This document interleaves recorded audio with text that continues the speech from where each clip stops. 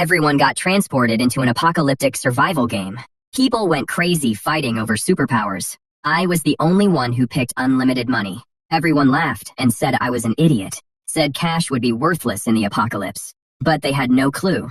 Zombies weren't the real threat. Living people with superpowers were way more dangerous. Then, the system announcement rang out. 300 of us players got dropped straight into the game.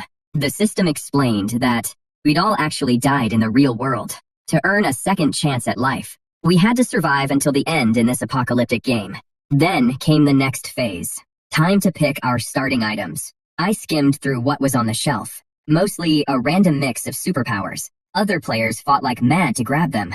I flipped straight to the last page of the list. At the very bottom, I spotted a coin labeled Endless Wealth. Didn't think twice. I grabbed it immediately. My class monitor, Wang Teng, who came in with me, chose mind control. Seeing me take the coin, he couldn't resist mocking me. "Mark, you're really that desperate for money? The world's about to end. What good is cash gonna do you?" Before I could even respond, he turned to the class beauty, Lu Ruyan. She'd picked something called the power of love. "I can make every human fall for me. Even zombies will be charmed by me. With true love protecting me, I'll definitely survive." Once all the items were claimed, the system chimed in again, giving everyone 1 year to train their abilities and get ready for the coming war. Apocalypse mode would officially begin in 12 months. Only one winner would make it out of this game. Only the last survivor could claim the grand prize. Hearing this rule, everyone's expression changed instantly. Those who'd planned to team up now looked at each other with suspicion in their eyes. In this survival game, there were no friends. Everyone was the enemy.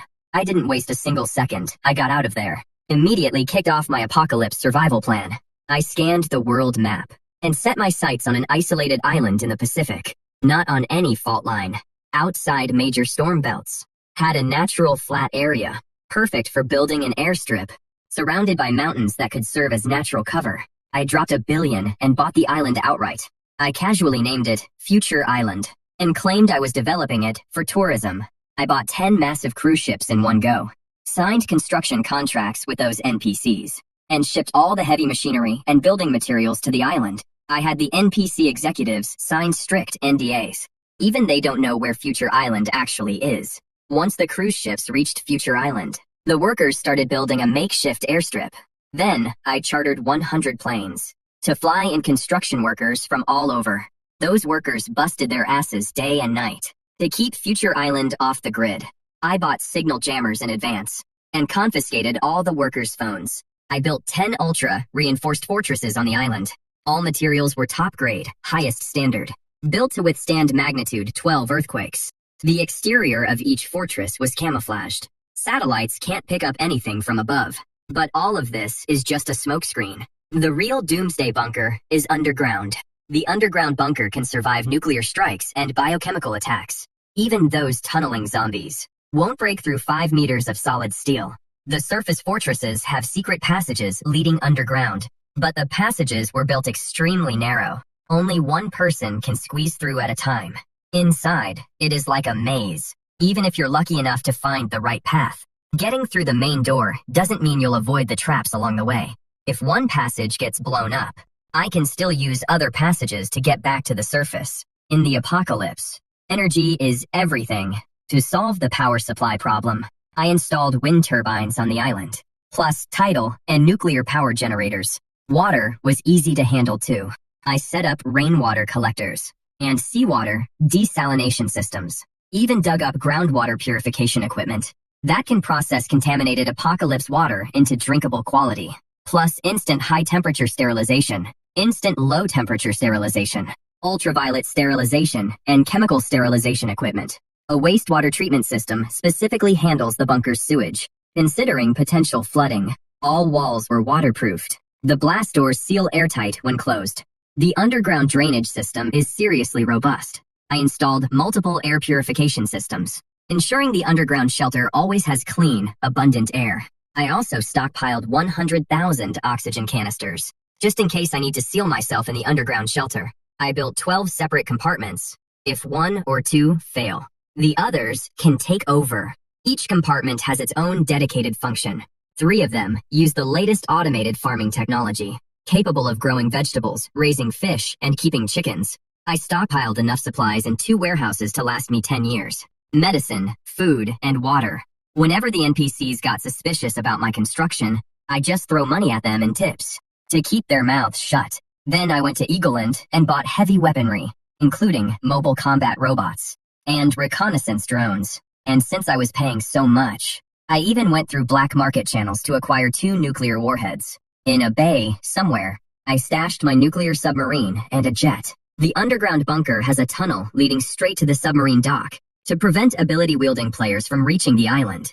I had artificial reefs installed at the original island site. Any large vessel coming through would run aground and sink. Closer to shore, I set up electric fencing, encircling the entire coastline. And, in the surrounding waters, I planted explosives everywhere. I even installed radar systems to detect anything approaching the island, so I could take it down in time. I erected a massive electric grid in the sky to keep infected birds from landing on the island. In just 1 year, the island's defenses were fully operational, of course, to throw off my enemies. I also made a big show of developing tourism sites around the world, so those players wouldn't catch on.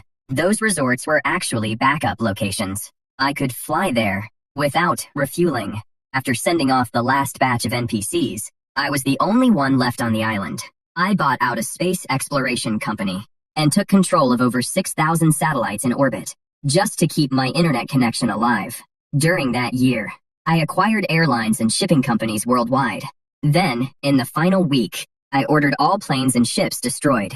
The whole world knew the richest man had destroyed long-distance transportation. The NPCs all thought he'd lost his mind. Only the players understood. This global tycoon was also their competition. A notification popped up in the player's chat interface. Wang Tang asked me, "Mark, that global tycoon is you, right?" He was the only one who saw me pick infinite wealth. But I ignored him completely. 1 week later, the apocalypse arrived. The players who'd maxed out their abilities were ready for action. 300 player names and IDs appeared on the public screen. I was number 99. Wang Tang was number 100.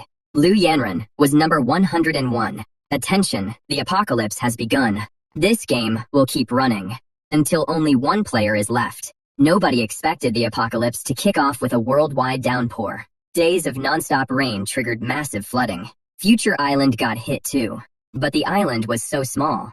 The clouds moved on after 2 days. I didn't even have time to hole up in my underground bunker. Those ability users were all caught off guard.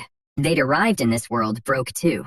All year they'd been training their powers while hustling to make money. The struggle goes without saying.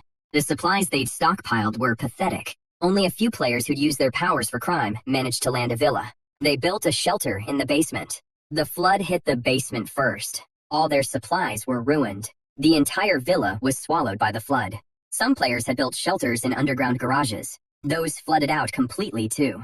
High-floor shelters were safe for now, but the rain wouldn't let up. The underground players' already meager supplies slowly ran dry. Everyone started freaking out. Meanwhile, I was munching on snacks and watching a live stream.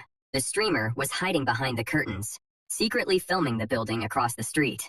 A player was using fire powers to raid for supplies. Bro, this isn't special effects. Not cosplay, either.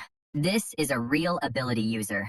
He used to be a security guard in our complex. Now he is burning through doors. This is his 10th robbery. The chat was blowing up. So ability users are actually real. Does that mean the apocalypse is here? Streamer, watch out.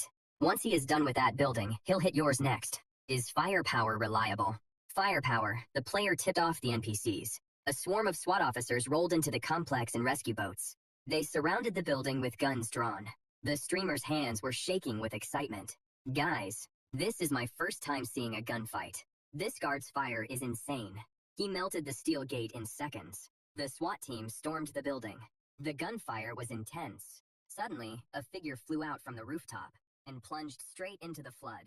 Not long after, I saw that player's name go gray on the global chat. That meant the player was dead.